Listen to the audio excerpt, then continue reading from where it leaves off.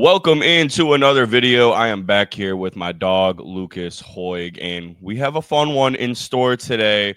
Me and Lucas very recently just knocked out another Dynasty startup draft, and we're going to go through it. We're going to go through just Dynasty startups in general, our favorite drafts, breaking it down pick by pick, damn near tearing this draft down to the core.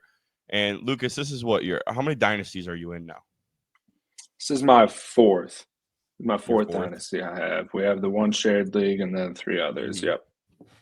We do share a team together, so we great minds think alike in terms of dynasty. I feel like me and Lucas are most of the time on the same page when it comes to players. I feel like we're always discussing as drafts go on, like, oh, we both like this guy.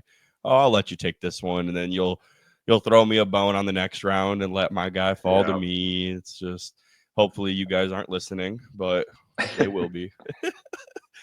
I We think like to play a the little fundamentals we agree on too. That's important. Kind of how we fundamentals. strategize and build our teams. We're fair and honest, and that's what I kind of want. How I wanted to lead this off before we dive into the Hmm. draft board here is, what is your strategy now? You've done three full startups. You joined my team. This would be Hmm. my fourth full startup draft. I joined a team. I co-managed a team. Joined that late after the startup. So this is my fourth full startup. Now that you've got your feet wet in the dynasty startups, what would you say your strategy is? I think everyone tries to say they're going to go best available every pick. And so I think what it comes down to is the positions I value. And so quarterback's always going to be a top priority. I think Mhm. there's, 32 starting quarterbacks. You should want to play two every single week. And so there's a limited amount of guys who are going to be able to fill that spot and get you a consistent 20 plus points, you hope, every week. So always try and get a young, high ceiling quarterback. I'm definitely a high floor guy too. We'll see with my first pick. Ended up taking Joe Burrow, and I think like with him, you just have super high floor. You know exactly what you're going to get. One of the best offenses in the league. But quarterback super important, and then I definitely value wide receiver more than running back. I think my general team building strategy is to kind of load up on running backs, but not necessarily be top heavy there. Have a lot of depth pieces, and so wide receivers, I want to get those stars. I think having stars more than anything is what gets you the championship. So, quarterbacks and star wide receivers, any of the first like 4, 5, 6 rounds, if they're on the board, it's usually where I'm headed. Yeah, I wholeheartedly agree with you. I think this was like you said, people like to go out in there and say, oh, I'm going to take BPA, true value. I think this was my first draft that I've done where it was truly value. Like, Hmm. who do I think is the most valuable player on the board? And that, obviously started when I felt like there were some really good quarterbacks falling, as you guys will see with my draft strategy here. But I think me and you are both like really on the same page there. I think maybe I'm a little bit more extreme on the wide receivers over running backs. I will take 15 pass catchers before I take a running back, and I didn't Hmm. I didn't really stay true to that, with me getting Judkins at a certain round, and I only had I think one receiver at the time, but Yeah. that's where I thought the value was in that pick, and then after that I think I went like 9 straight wide Yeah. receivers. So yeah, I'm pretty strong into that. Let's go ahead and dive into this. And if you are in our league and you are watching this video, I'm going to be completely honest right now. We're not holding back. We're not holding back. If we think that you are a stupid ass, we're going to tell you we think you're a stupid ass. So let's go ahead and get this draft board up. This is not even a week old here. And let's go ahead and dive into it right now with 1-1 Lucas. Jamar Chase going 1-1. What were your thoughts? It was a really quick draft pick, so I think like there was conviction there. And if you got your guy, you got your guy. I don't think anyone's going to question Jamar Chase as Mhm. the number one wide receiver. Like he won the Triple Crown last year. Phenomenal player, obviously. But Josh Allen then falling to 1.2. That's just, you live for those days, baby. You live for those. You do, and especially if you have 1.2 like myself. It was between Josh or Lamar for me. But I was sitting here thinking about this in the Chicago traffic that I was dealing with today. Not as bad as you would think it was either on Memorial Day, but still There you go. traffic. How many players am I taking over Jamar Chase? Like you see the quarterback run, go bam, right there. Are you taking all 5 of those guys over Jamar Chase if you have 1 through 5? I'm He scored the most definitely. points in fantasy last year. I wouldn't take Hurts over Jamar Chase. I had 1.6 in this draft, Mm-hmm. and I was happy to see Joe Burrow not go 1.5. So I think that's kind of where I'm at. And Jamar Chase over Joe Burrow,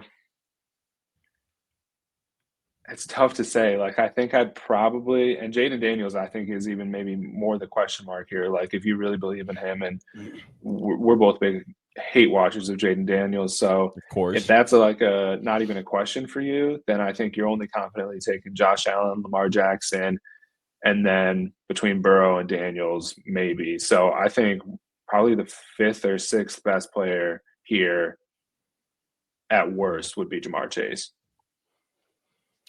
Look, now that's where I would probably agree with you. And I've been very grateful with my startups.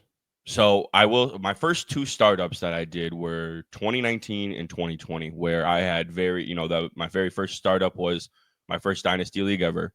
Had no idea value. I'm just drafting like it's a redraft. I pick up a little bit on it. And I think I had 1-8 in 2020, and I think I went Kamara. So I woke up finally when we did our redraft, our startup in 2022, landed 1-1, took Josh Allen, no brainer. I have not been in a situation in 5 years where I have 1.2 or 1.1 in my startup. So Mm-hmm. I've gotten lucky both ways, and I'm sitting there. I was thinking to myself, like, if I get 1-8, what am I going to do? Because I'm always like, you need to get the best quarterback available to start. But if Allen, Lamar, Hurts, Burrow are gone, Daniels more than likely gone by then. At one point, like, am I going to go quarterback or am I going to go Jamar Chase, Right. Justin Jefferson? And so that's kind of where I feel like the same, like Allen, Lamar, Burrow, Daniels, probably, even though we're classic hate watchers. I would maybe lean Hurts even. That's just me being very quarterback biased. But after that, as where I think Jamar Chase's value goes, 5th, 6th best player at most. Let's continue on here. So we get on a run of quarterbacks. Josh, Daniels over Lamar could potentially work. Not something I would have done. I think he probably would have been my QB4 just with the Mm-hmm. sophomore slump worries. We've seen what happened with Stroud. I think anybody would have paid the prettiest of pennies for Stroud after his rookie season, and now he's, much less valuable, but still valuable. And here we go. Let's dive into the back half of this first round here. Gibbs, Bijan, Jefferson, Williams. Are you cool with Gibbs and Bijan over Jefferson? Or I understand it, I think, but Yeah, I understand it. I would take Justin Jefferson over both of those guys, but I think maybe it's your preference of. I think first of all, if you're going to take a running back, that's a question in itself. Gibbs over Bijan, both super talented players, both going to have a phenomenal career. So I think pick your favorite there. But then the question becomes wide receiver over running back, and Justin Jefferson's phenomenal. Like he's still super young. He's the best wide receiver I've seen on some days. So I would go JJ here, but like I said, I think those 3, there's a pretty clear drop off after them, in my opinion. But although I'm looking at Dark Side here, getting Gibbs and Neighbors, that's pretty nice. Yeah, pick of the litter. yeah, I would agree with you. Doesn't really bother me here. Caleb Williams, that's just a Bears fan being a Bears fan. I've been there. I've done that. BTJ going ahead of Lamb, Neighbors, and Puka really threw me for a loop. Yeah, that surprised me. I thought, like, even just looking at their rookie season, and there's a bunch of different factors other than just their rookie season, but Neighbors, in my opinion, would have been the pick there. Brian Thomas Jr. had a really great year last year and put up a ton of points. So, I believe in Trevor Lawrence too, as you'll see later. But yeah, I don't know. Get your guy here. So I like it. I would have taken Neighbors though. We get into Ashton Jainty here. Walker's World, obviously valuing quarterbacks with his first 3 rounds, or running backs going Bijan, Jainty, Hampton. Probably could not disagree more. But if you dive deeper later into his draft, he starts to pick up really good value due to idiots. So, I mean, let's just go ahead and get it off our chest. Let's stop playing Mr. Nice Guy here. We're getting stupid here real fast. In my honest opinion, we're going to start getting dumb pretty quick here. What would you say? You can say it. Come on, co-commish. I would say get it off. I would say the where I was like, oh, what the fuck are we doing? Was when Super Lamario took Kyler, and like, I don't know, he's a quarterback. Maybe you value quarterback, but Kyler Murray 2.7 when there's Patrick Mahomes, Brock Bowers, like there's so much talent there, and that felt like a fucking reach. So I don't know. And then Saquon right after, like that's a couple of question marks back to back. Like Saquon, what are we doing? He's scoring. What are we doing now? Yeah. Well, I mean, 28-year-old running back. He has had back-to-back really good seasons. Obviously, the season that he just had was otherworldly, but I mean, we're talking major injury history, 28-year-old running back. The shelf life of those guys is much smaller than A, quarterbacks, B, wide receivers. I was going through this right here. So, like, go after Saquon and follow the rap. List all of the guys that you see after the rap that you're taking over Saquon Barkley. Like, I could go on. Yeah, 2, 3, 4, 5, 6.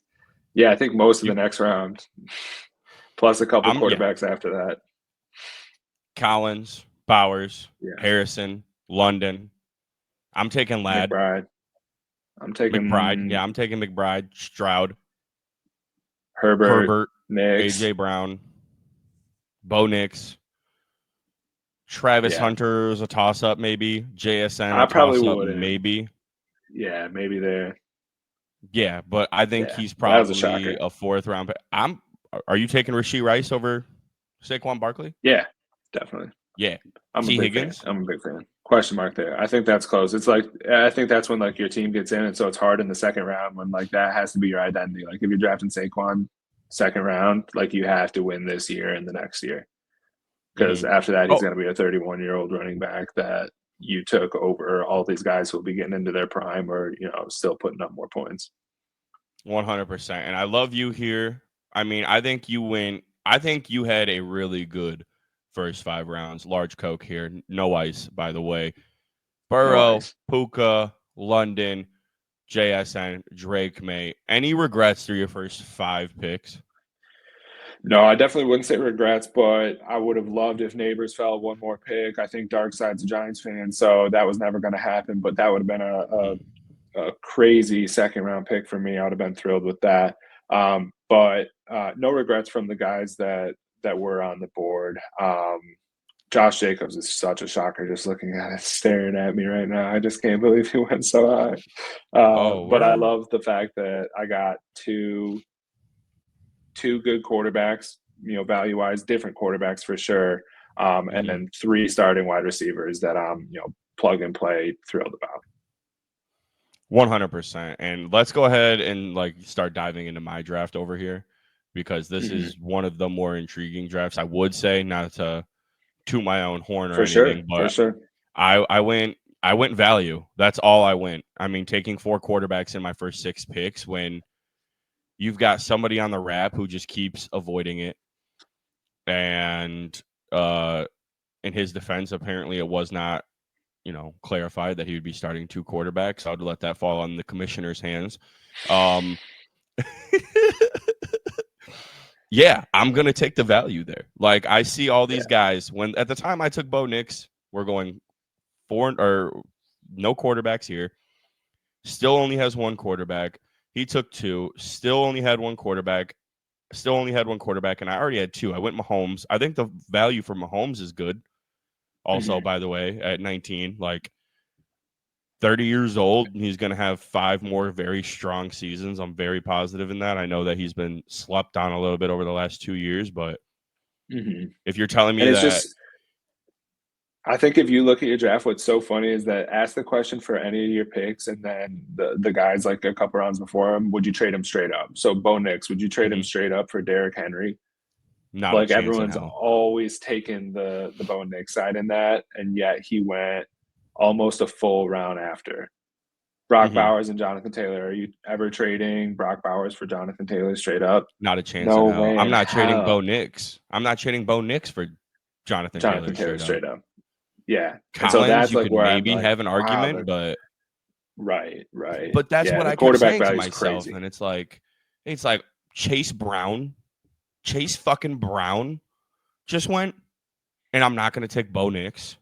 Like Chase Right. Brown had a really solid year last year, but Good let's be offense. so fucking real with ourselves right now. He's draft value and like draft position in the real NFL draft matters so much for running backs. Like I remember Jay Ajayi, 1,000-yard season, but he was like a 5th-round pick, traded for a 4th-round pick. Goodbye, see ya. I was like, wow, what a deal for Jay Ajayi. Bum, there on out. Jordan Howard, 3 really strong seasons, back-to-back 1,000-yard seasons, a good 2018, traded for what? 4th-round pick is what we got for Jordan Howard, I want to say, a couple years ago. Yep. Bum. Like, that matters. And Chase Brown, I believe, was a 5th-round pick in Cincinnati. I don't think his timeline is strong. I kind of feel the same way about Kyron Williams. Little bit. I mean, I'm much more confident in Kyron Williams, but he was also a 7th-round pick. They took Jarquez Hunter in like they took Jarquez Hunter round this year in like the 5th or 4th round. Like, if you don't think that he's creeping up on his toes, you're wrong. Like Kyron Williams, there's a good chance he doesn't get a second contract with the Los Angeles Rams. There's very few running backs, in my opinion, who are worthy of a second contract. You know, your separators like Barkley, Taylor, I know got one, had a very strong season. He probably falls into the category of that, but Raiders had no business paying Josh Jacobs. I think they made the right decision despite of his strong season in Green Bay. He was a 1st-round pick, but like, just blows my mind. Blows my mind that Chase Brown is going ahead of Bo fucking Nix. I'm taking JSN. I know I'm very high on JSN. I'm not trading him straight up for Bo Nix, but at the end of the day, I do understand the pick there. Like you knew, like you could tell where the ball, like the board is falling. Like I don't knock you for that. I think JSN's value there is really strong. And I got to shout out a Pinewood member here with a strong going JJ Lamb lad and not going Herbert on the wrap. Like I'm just seeing all these flaws and the flaws in my eyes. Like, are you trading Bucky Irving straight up for Justin Herbert? I'm not. Well, I mean, if I'm getting Herbert, sure. That's my thought process. So once I took Knicks, I was like, all right, it's value from here on out. In my eyes, it's like I've missed. I only coming away with a tight end and 3 quarterbacks in my first 4 picks. A tight end who would have been wide receiver 7, by the way, last year. Still very good tight end, but 3 quarterbacks, 1 tight end. I've got my QB room locked up for the next 5 years, 5+ years. I got my tight end locked in for 5 years. Like I'm feeling good. After that, we can kind of start going BPA. But I'm just that's just kind of was my thought process on this is like I am not like I could not believe this. So Rashee Rice on the wrap. Let's get into the 5th round area here. This is where you came away with Drake May. You took him ahead of McCarthy, Mayfield, Penix, Purdy, Dak, Cam, T-Law, Goff. Strong and confident in that. Would Love have been the selection if he was there? No. I think Drake May, like you're just betting on the potential. So he's got the rushing ability. He had a lot of rushing yards last year in a season that he didn't have a strong supporting cast for. And I believe in the talent. I was a fan of his coming out of school, and happen to like Caleb Williams a little bit more, but I really believe in Drake May. So I was happy taking a swing on him there, and then betting on all the talent that you just listed still being available in a future round. And so I ended up really happy to get Trevor Lawrence at 7-6. Like I think they're investing in both of these guys right now. Trevor Lawrence has had a few seasons in the pros, obviously, and so to a certain extent what you're going to get, but he maybe hasn't had this level of talent around into this point. And that's obviously true for Drake May, who's just going into a second season, and they spent a boatload of money in the offseason, completely changed the coaching staff, and 100% investing in Drake May. So I feel like if that doesn't work out, then I know Trevor Lawrence is going to be someone I'll be happy to put in my starting lineup each week. So that was kind of the thought process there. And then sandwich between was Rome Odunze, who I was really happy to get in one league. I think I'm in a lot of leagues with Bear fans, so a little tough to trade for him in the leagues you don't draft him. And could have been a reach. I think a lot of the guys that went after him were a lot older. So you look at DJ Moore, Mike Evans, Cortland Sutton, Tyreek Hill, all kind of on the latter half of their career. So was really happy to get Rome there, and then still have the two quarterbacks. So loved my first 6 rounds or 7 rounds there. I did too. I think we're both very big believers in Rome Odunze. Think he can really turn the corner this year with Ben Johnson. It's going to be interesting to see with that loaded room, though, how high his usage is going to be. The slot has always been more premier in Ben Johnson's offense. DJ Moore being a really good slot wide receiver. Going to be interesting. Rome Odunze, a guy I think you can line up all over, though. They'll find ways to use him. So, yeah, I got to call out this. I hate that. Hate that a lot for Dark Side. Because then Walker's World's draft starts to shape up. In my opinion, he should not have Justin Herbert.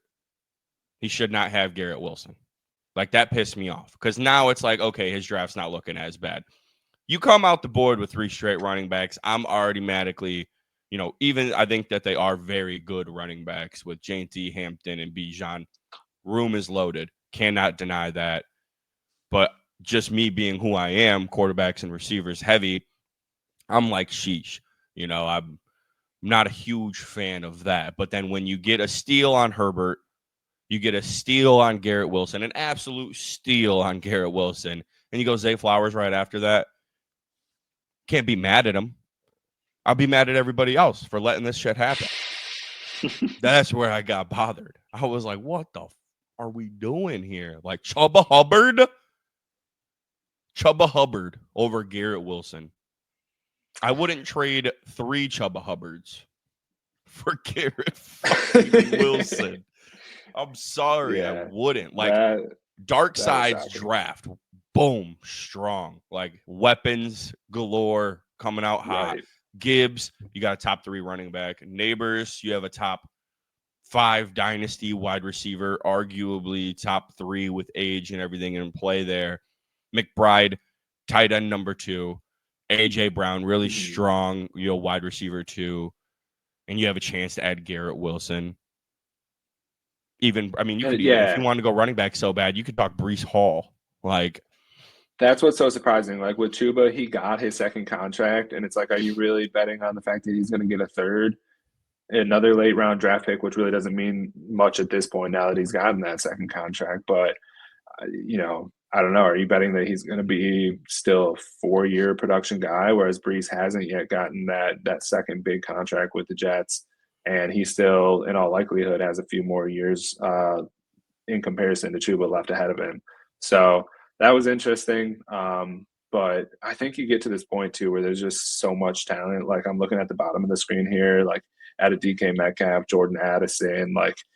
I'm probably taking those guys both over Chuba Hubbard. But at the same time, it's just there's so much talent sandwiched between here where I don't know if it's maybe just a team building thing. He wanted to go quarterback next, and wanted to round out those starting running backs or what, but I guess maybe he likes him. He likes him. He must. I'm looking at the 3 rounds below Chuba Hubbard right now, and outside of maybe CMC, and I would maybe still consider CMC over Chuba Hubbard. Right. Yeah. Joe Mixon, Like Joe Mixon's probably the only one I'm seeing right here, right now, and Kamara. Like I'm taking Ken Walker over him. Yeah. It's Hmm. debatable, but I'm taking Ken Walker over him. Caleb Johnson, you can maybe flip a coin as well. I know you're a lot higher on Caleb Johnson than I am, but I just don't see that there. I view him as maybe an 8th round pick. Like 7-10. looking like we let's go into the 8th round. He was Let's close. go into the 8th round. Okay, yeah. Darnell Mooney Monty, like maybe a I think little bit Monty's high. maybe a good comparison. Monty's probably got like Yeah, another year on Chuba, but like, are you taking Chuba or Monty? I'd probably take Chuba over probably. Monty. Yeah, I would probably take Chuba as well. But I just think about like what you're getting with David Montgomery. Like that's a Yeah. guarantee. They did draft, ETN. They did sign Rico Dowdle, who was getting RB1 production last year.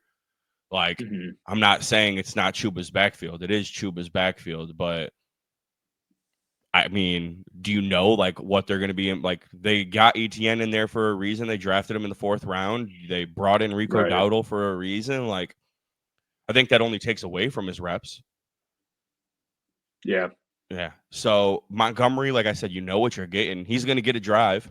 He'll be off for a drive, but he'll get 3 or 4 drives a game where he's essentially on his own, and then Hmm. still mixed in. Like Gibbs is probably going to get 7 drives on his own, but Monty's going to get like 4 to 5 maybe on his own. Like the Gibbs is getting the majority of the workload, but yeah, I don't know.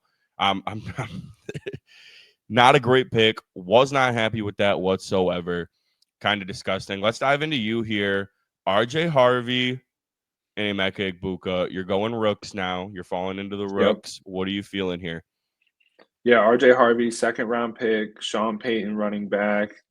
Mm-hmm. In all likelihood, I think will be the starting running back day one for that team that's Mm-hmm. ascending. So was really happy to get one of the last kind of guys with any sort of youth left in the running back position that could still be a starter. Caleb Johnson had just went right ahead. Quinshon Judkins the round before as well. So was really happy with RJ Harvey, and then even happier with the Emeka Egbuka pick. There's a big run of wide receivers just before this and continued afterwards. So when I saw David Montgomery pick come in, was thrilled with that. And that's one of those guys where you're not bidding on the year one production. But Yeah. I had 4 starting wide receivers that I was happy with at that point. 1 starting running back was still needed. Those 2 guys plus a tight end in the next few rounds. And so I was comfortable if that guy has to sit on the bench with one of my quarterbacks as well. I can live with that at the end of the day. But a 1st round Mm-hmm. pick, so even going back to that RJ Harvey pick, I was happy seeing someone that was just drafted in the 2nd round. Igbuka, the next round for me, was drafted in the 1st round. So taking a bet on that talent, taking a bet on what Tampa saw in him, and I'm excited for that one. And looking back in a couple years. With those running picks before you here, are you thinking Mm-hmm. were any of these guys over Harvey?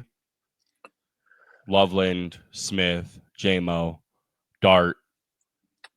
I Are would you say probably Kenneth Walker would be the closest one.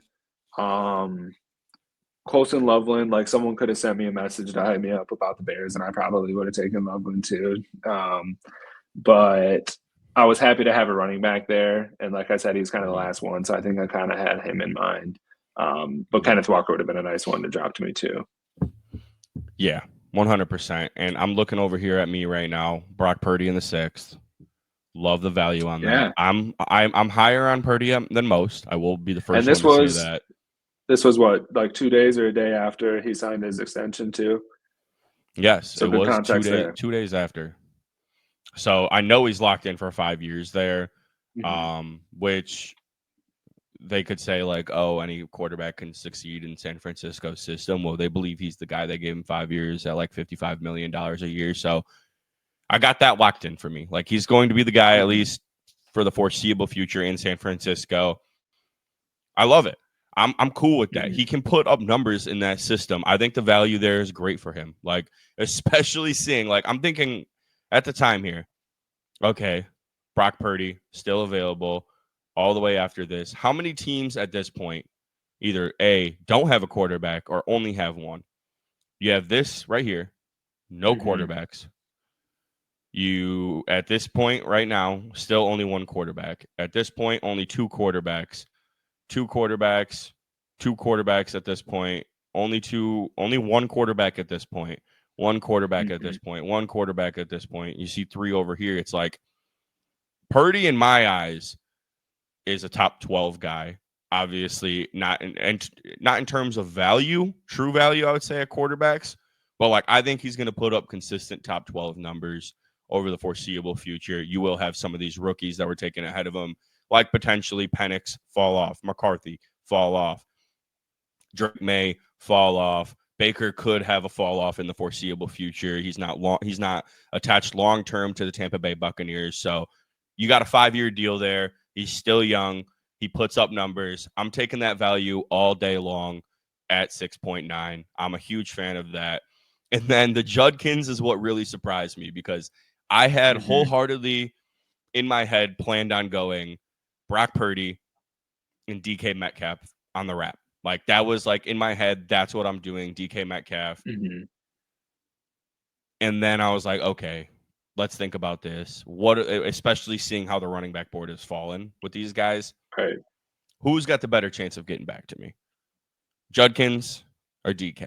And I was like, I still even thought that there was like a 5% chance DK Metcalf falls to me back at what is that? 8.9. That's what I was thinking in my head. There's a 5% chance, but there's a 0% chance Judkins is there for me. So I went with Judkins. Tyreek went, shocking. You know, Devonta Smith, Jamison Williams, I can understand it wholeheartedly. I get that. Even Jordan Addison, I'm maybe a little bit more 50-50 on.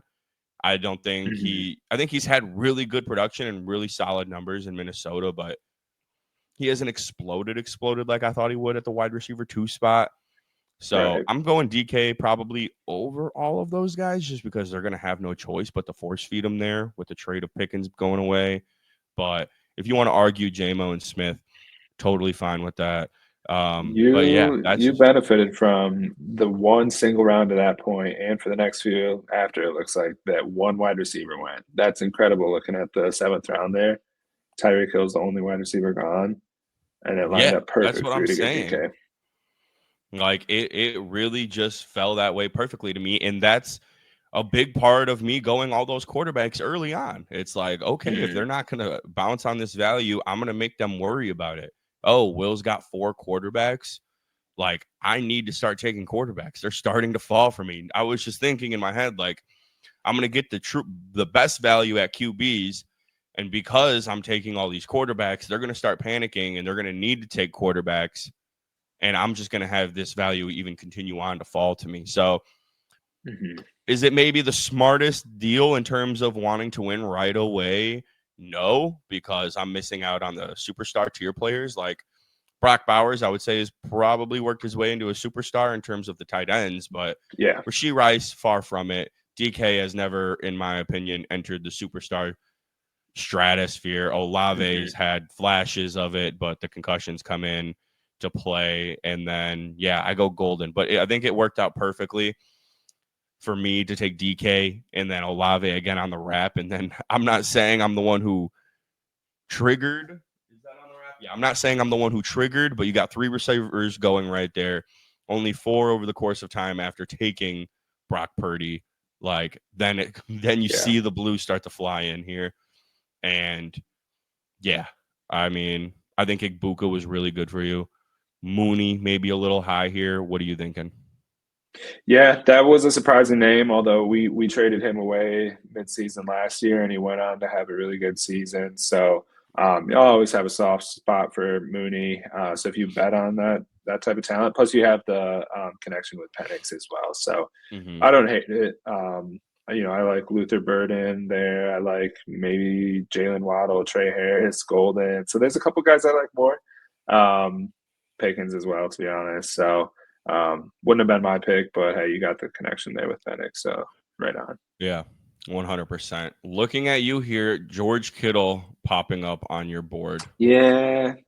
So looking back, I think with tight ends especially, you either have to get the guys where like they can score points or they're young and talented. And so like Loveland, Warren, Laporte is kind of in that middle ground where you get a little bit of both, but like Loveland and Warren especially, you haven't seen the production. You don't know what they will do in the league. And so you're just betting on the youthful talent. Kittle was the last guy where it's like, all right, I'm really confident that he's going to score some points. If nothing else, he'll put up points when he's healthy and for the next 2 years. He just signed an extension, so hopefully we get 2 really productive seasons. I was feeling a little gassed up about my team at this point, so I'm like, you know what, I don't hate a little right now type of pick. But Mhm. there's a lot of talent. I'm looking at like Trey Harris, Matthew Golden, and then even if I want to stay tight end, TJ Hawkinson's in a really good offense and a couple years younger. So that was definitely one I debated as well. But at the end of the day, Yeah. like that was kind of me buying into my team. Let's win some games. When did you hit the point, you think, in your draft where you're like, okay, I'm in win now? I would say probably like right after the Egbuka pick, honestly, because Hmm. I knew that I could take a gamble on one of the veterans later, knowing that Egbuka is like really talented and I have depth. I think a good time to call out some context too. So in this league, we're starting three wide receivers, Yeah, true. two We are. running backs, and two flex, and so you can start up to five wide receivers. And so that's what I wanted to do. That's like going to be my goal every single week is to have five wide receivers, five really talented wide receivers in my starting lineup, and then have two competent running backs. And so was really happy at that point that I had those five guys. And with Egbuka being like talented, but maybe not a win now type of guy, I knew I could bet on some of the veterans like Kittle, who's obviously a tight end, but those types of guys. And you'll see a couple picks later, I got Stephon Diggs, who really fits that goal of like someone I can put in for this season, maybe just this season, but I'm pretty confident he's going to score some points for me. 100%, 100%. Yeah, let's get down here. We've kind of gone over this aspect of the draft. As you can see, after I took Judkins, I kind of went immediately with the same process of having Rice, having Brock Bowers, and then I'm like, yeah, I want to start five wide receivers. Like, I don't want to have to be playing Olamide Zacchaeus at like my super flex spot. Like, I wanna go on a run here. So I go DK, I go Olave. Golden goes to me. I think I'm not saying I reached on Golden because I do like his talent, I but I don't think think so. it was the youth that started going off the Yeah. board. Higgins, Igbuka, Burden, Betch, Trey Harris. Harris. And I'm like, okay, yeah, I should probably go Golden here because he is a first round pick. He does have the Can talent we to immediately be first over like the number one guy there. Yeah. can we pause here real quick and talk about top taints draft to this point? And this is the 10 spot all the way at the end of the draft. I really loved to about the turn at the ninth and 10th round. Jackson Dart was his third quarterback. Yeah, let's go up to the top here. So we got Caleb Williams, Brian Thomas. I like those. Like I love Caleb Williams. Yeah. Really like Brian Thomas. Like talented, good start. CJ Stroud. You got Hmm. your two quarterbacks. Love it. Devon A-Chain, really like him too. Like I love it. Brees Hall to this point. I'm loving all these picks. JJ. So now you got your bench quarterback too. Another first round pick last year. Really talented offense. So this is great. Yeah. Caleb Johnson, little question mark. I don't know, just like team building wise, if at this point, like if there's too much wide receiver talent slip in. And so that's when I started questioning, like, all right, is Brian Thomas Jr., how far is that going to carry you if we're starting three here? Yeah, and And hold on, let me then, pause you real quick there. With player like you have the Addison stack available. Like yeah, you have Devonta Smith, you have Jamison Williams. Those are ball players still on the board here. Yeah. I mean, I feel like if we go back and we ask top taint, it's like you could even still potentially take Luther Burden here over Caleb Johnson and start lining it right. up because you got A-Chain, you got Hall, but he locks up Caleb Williams. his running back room. Okay, whatever. But then it starts to get just hilarious. Yeah, because Jackson Dart, first round quarterback, cool. I can even get behind that. Bryce Young, now you're Hmm. taking quarterback 5. And this is a super flex league. This is not a 2 quarterback where you have to start 2. This is super flex. So you got a lot of points on the bench at this point, and so maybe there's a couple trades in the works that'll turn that around. But here and then Jack Batch being the wide receiver 2 on the team, like I was just begging for a wide receiver to be taken in any of those last 3 or 4 spots, and then for Jack Batch to be the wide receiver 2, it was like a knife in the heart because I really liked the first part of the draft, and I just don't see Mm-hmm. that producing as many points as it could have. Yeah. And then Trey Benson, like, okay, Cam Scatterboo, okay. Like, with his team up to this point, like Jaden Reed really has, value there. Mm-hmm. Like, he could be the guy, play that that third wide receiver spot on your Mm-hmm. team, and you're gonna bet on Trey Benson over that. And he is a Bears fan, so maybe he's like, you know, I know Bears fans who don't draft Packers. I obviously took Matthew Fair. Golden, so I can understand it, I guess, to an extent, if that's the way you want to play it. But yeah, Dart, like I don't know. I thought this was a little high for Dart with the value still on the board, especially if you had 3 quarterbacks. But hey, not gonna knock for the swing. I took 4 quarterbacks in my first 6 picks, so Mm-hmm. hey, and then but Bryce Young really was like, whoa, okay. Like now you got 5. You still only have BTJ. There's still some value on the board in terms of wide receivers. Like you have, and then you go Betch as well. Like you could have gone wide receiver there with like Pickens, Betch, Waddle, who has really struggled over the course of the last few seasons, but Mm-hmm. still is a very talented wide receiver in high volume offense. Trey Mm-hmm. Harris, Matthew Golden, Calvin Ridley, I understand that. I'm, not high on him, but Shakur, very, very consistent player. Pearsall, all those guys, I'm probably saying, hey, we've got Dart, we've got McCarthy, we've got 2 young guys on the bench. We've got a really young roster. Caleb, Stroud. Whoa, Nelly there. Like, but yeah, funny draft. And then it goes McMillan and Godwin. It's like, all right. Okay, Yeah, we're going back to back Buccaneers. we're playing them. getting one of them. Yep, 100%. Where were we at when you paused me? We were We were mid talking your 5 wide receivers. There's a big streak of Yeah, wide receivers of blue in that second spot. a 7 straight run there. Um, I'm looking at it now, and it's like, okay, where should I have maybe gone running back?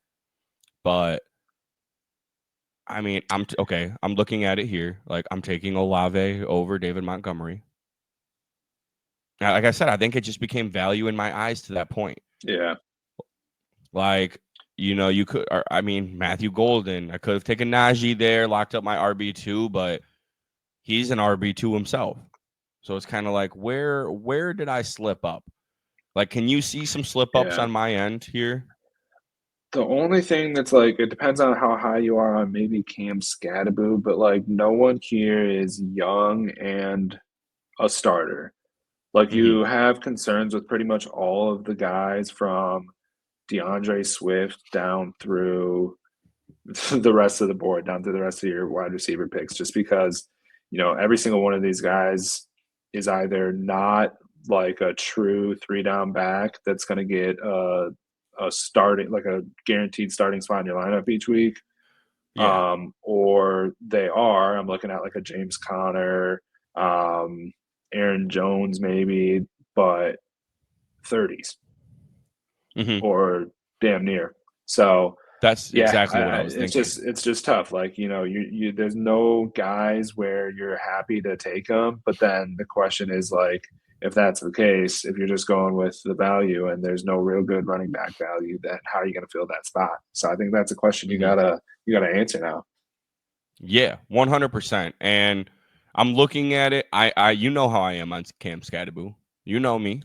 I'm a I know big you like him. Scatterboo believer. I'm a big believer in Cam Scatterboo. I did have him as my running back 4 in the draft class. I even had him ahead of Judkins, but draft position, like I said earlier, Yeah. matters more than anything for running backs. He was the 3rd running back. He was taken over Henderson.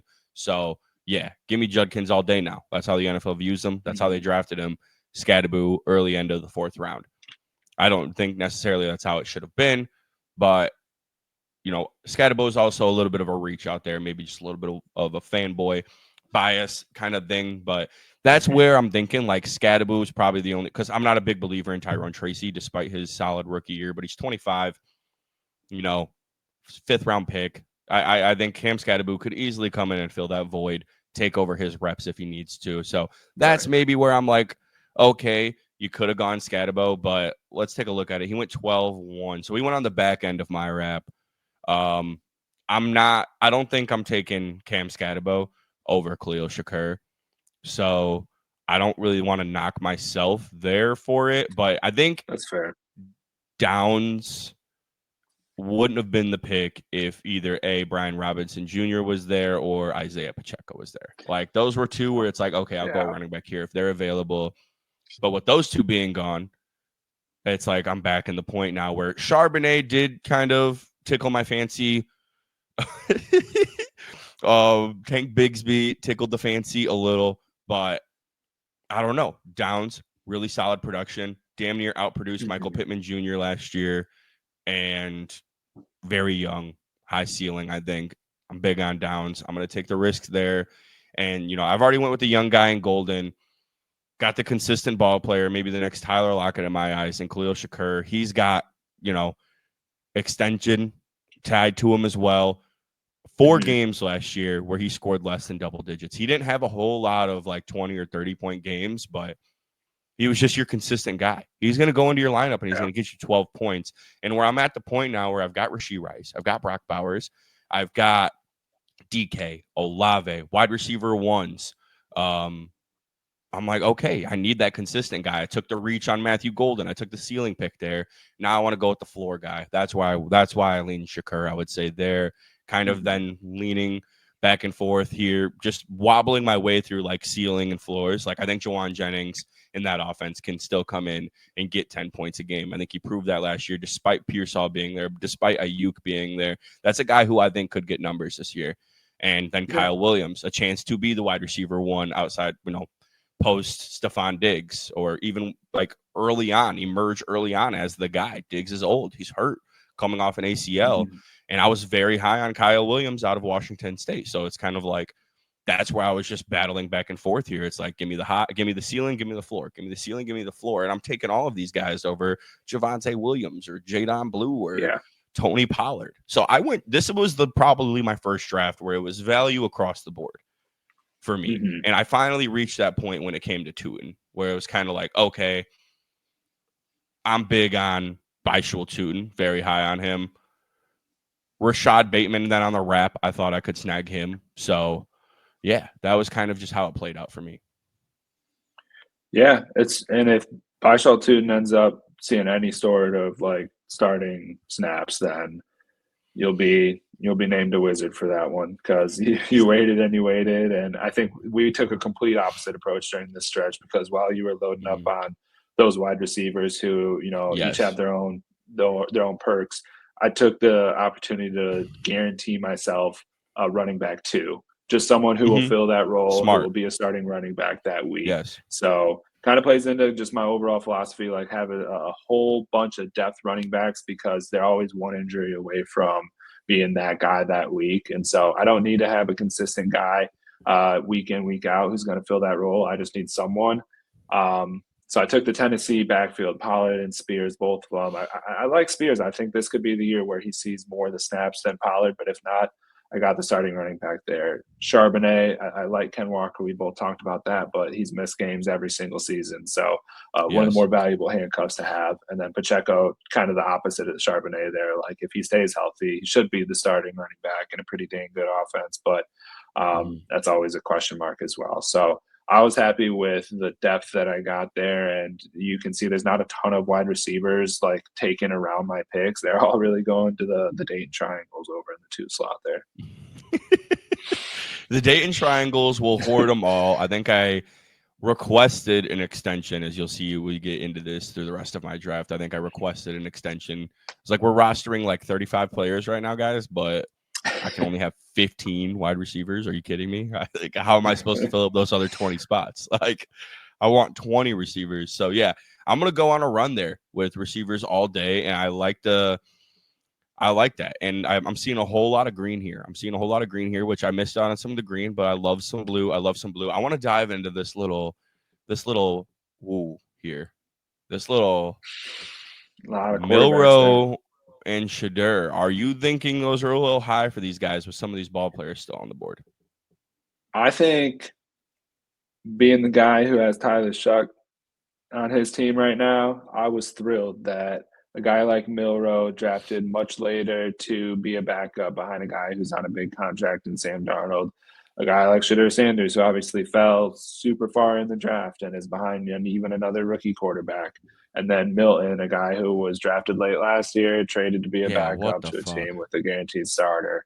And so there's a lot of starting talent. And then I think Tyler Shuck, he's not the youngest, but he's a 26 come season start and should be the starter. He's competing against Spencer Rattler. So I don't know. I feel pretty confident in that pick there. And I think what you're saying is pretty accurate here. I was shocked that Milrow and Sanders went because I think those might end up just being two wasted draft picks when it's all said and done. 100%. And I think that there's still value here. We get into these rounds, there's still value. Like Michael Pittman, you can see it right there being around available in round 17. A guy who in startups probably 2 years ago would probably be a top 10 round guy, not top 10 pick, Oh, yeah. obviously. A top 10 round guy, but the value is still there for them. It's an open room in Indianapolis. I prefer Downs because I think it says something if he's damn near outproducing them, but they still have AD Mitchell in that room, who was drafted very early in the second round in 2024. So Pittman, though, lots of value there, but I just think we start seeing some head scratchers. And, credit to me and you, we do know ball. I'm not saying these guys don't know ball, but I'm just setting myself up, by the way, for a shit year. Just They because, might like, not know ball. the fantasy gods, I feel like, are just going to be praying down on me. Like, yeah, I know ball. Like, you guys don't, but like, they're just like, I'm going to get like injured or something because I'm just getting cocky, talking my shit a little bit. But I loved the fact that I went Brock Bowers because I was like, I can take my time on tight end too. Like, these guys are going to be probably going like just like best matchup that week. Like, Brock Powers will be my number one guy every week. Like, I don't think but I think Kincaid in round 17, a guy who in his rookie year had a really stellar season with the Buffalo Bills, fell off in year 2. We're only talking year 3 in a system who will take anybody who's open, kind of. It's not like one guy and one guy only in Buffalo. After they got rid of Diggs, it was all dogs eat. So I'm cool with Kincaid there. I really am cool with Kincaid there. I thought he was a good tight end too. I like the value. I think he's more talented than a lot of these guys going. I probably would have gone Terrence Ferguson over him. Elijah Arroyo, I probably would have gone over him, but he went the pick right before me. So yeah, that is. You took I him took him Arroyo. over Arroyo. This guy. You Look at got the me. I don't stack. even know. We'll give you a little credit there. True, I do have Josh Allen there, so I got the stack. But yeah, I think that was kind of the strategy there. It's like, all right, now I can wait a little bit, and I love to see all these guys just start taking these random quarterbacks because I was like, I got 4 of them, baby. We're all good. But yeah, I feel like me and you were kind of just, it's kind of all dogs go at this point. It's hard to gauge the value, but let's just kind of go through our And finale real here, at quick, least on our end. Talk to me. I do want to give some credit where credit's due back to top tank because I love the two Jalen's going back to back and Yes. Noel and Jalen Yes. Royals. Love those two wide Yes. receiver picks there. Yes. Top tank definitely cleaned it up. We do gotta. I don't want anybody to, come after us for this. Top tank. I know we made fun of your middle draft there, but I love the value on Noel there in 16. I love Royals. He went young, man. It was hilarious. That was maybe my favorite pick of the draft, Oronde Gadsden. Like, I was so happy that Doug knew who Gadsden was. I was like, let's go. Because I'm a big Gadsden believer. So maybe a little high, but hey, the meat and potatoes are gone for the tight ends. He can take the swing there. I love it. I think Jake Ferguson was his first tight end off the board. So lots of value. But here we go. Finally, I start waking up. I start realizing, hey, I maybe need to start loading up on some running backs here. Tootin we talked about, and then Samson. I like getting Samson where I did. Fourth round pick, still a high pick, probably behind Jerome Ford in year one, but I was very high on Samson in the draft. I thought a guy who easily could have been a third round pick. I like having him handcuffed to Quinshon Judkins. Yeah. And I wouldn't have done that if you didn't take Brashard Smith, you jackass. Hey, But look at you, I dude. gotta There's take a him. lot of Gotta green take him. there. Yeah, There's a gotta load lot of up. green, dude. You It's a load lot of up, man. handcuffs there. Yeah, a lot of handcuffs. I'm really just praying for an injury, not for like the whole injury aspect, but just for like the fantasy football value here. Because Braylon Allen, Brees Hall, again, one of those guys who I think has had an injury each year. Algier, he's Mm-hmm. put up 1,000 yards himself when Bijan wasn't on the Falcons yet. And then Rashard Smith, yeah, I mean, just got to go for the ceiling there. Maybe a bit of a reach, I thought at the time, but if he ends up seeing some No, snaps, I know he's a 7th round pick, so we'll see. But yeah, we can only hope. brother, no. It's not a reach for Brashard Smith. I love that for you so much. So yeah, that's Yeah. kind of where I was thinking for the back end of my draft was just okay, get some ceiling RBs and some not so like guaranteed systems. I know it doesn't, really necessarily fit the bill of my Marshawn Lloyd pick that I'm having Josh Jacobs, but Manungai, I'm not saying he's going to come in year one and be like right over Swift, but I think he's a guy who, if they want to move on from Swift next year, could be a valuable RB2 in Chicago, Mm-hmm. just like a Jordan Howard, run forward, run hard kind of guy, pick up 70, 80 yards a game, maybe catch a ball or two, maybe somebody I could be slipping in over there. But I think Tootin will eventually be my RB2. I'm a big believer in Tootin. I think, with what they've got going on over there, ETN in a contract year could very well be gone. Mm-hmm. So it's kind of like I think Tootin's going to get some valuable reps. Damian Martinez, Pop Douglas, Romeo Dobbs. But this is where I went with my receivers. It's like, okay, Cedric Tillman has potential. He's the wide receiver 2 in Cleveland. Yeah. So it's like we could work there. We could work there. Overall, though, if you had to pick your favorite team outside of your own team, and I will do the same, where are you going? That's tough to say because I love my team, to be honest. But Mm-hmm. I would probably give this to. It's easier to say the ones that I don't like. Super Mario, not it. Yeah, let's shit on teams real quick while we wrap up this video. Let's do it. Not it. Super Mario. Joey Mag, not it. Justin Fields QB1, that's rough. And I love the guy, Yeah. but that's rough. Mm. I don't know. I like No, Walker's I mean, World. That's a good team. I like, think yeah, that I feel one. bad for Joey Go Mags. ahead. Like Yeah. JT, Nico, Sal. I mean, I don't know. These guys produced last year. I just worry about the future. Like T Mac, The I worry about future. his Yeah. future. He's damn near 30. Sutton, I've never viewed him as, a high ceiling guy whatsoever. Worthy, I worry about Mixon, Kyron, JT. Like, I think he could win some weeks with this core that he has going on, Hmm. but I think his quarterback could really drag him down. He does have Yeah. Stafford, and he does have Fields, and Fields can put up a 30-point performance with his legs. So I think he's going to sneak some weeks with like Jamar Chase putting up 45 and Jonathan Taylor Hmm. matching that with like a 20, Nico Collins a 20, Kyron a 20. Like he can put up some weeks here if Fields and Stafford can have an on week. But if either of those guys have an off week, which you will find with Fields and you will find with Stafford, mainly during the regular season, somebody who turns it on during the big games, and McVay can kind of coast during the easy ones through the regular season. A team who can, in my opinion, beat anybody on any given Sunday. I'm a very big believer in what they got going on in LA. So, but during the regular season, I don't like to say that they coast, but they can. They can afford to. Hmm. They can just get to the postseason, and then we can go from there. So, yeah, I don't know. I don't like the future, at least for Joey Mag's team. I don't like the future for Double Nut there. Double Nuts got Lamar, 5 30-year-olds. yeah, like Dak has, he'll have an MVP year and then he'll be out for a season. So maybe this is the MVP year for him. But Schottenheimer. I don't know. Maybe it could work. It could work with Daniels and him. Like he could have a good year one with those running backs, those receivers. But for the future, at least, sheesh. Like praying for him. Lamario, I think, is almost damn near too young. Yeah. Like Travis Hunter, Jaden Higgins, wide receiver 3. Like, ooh, too young.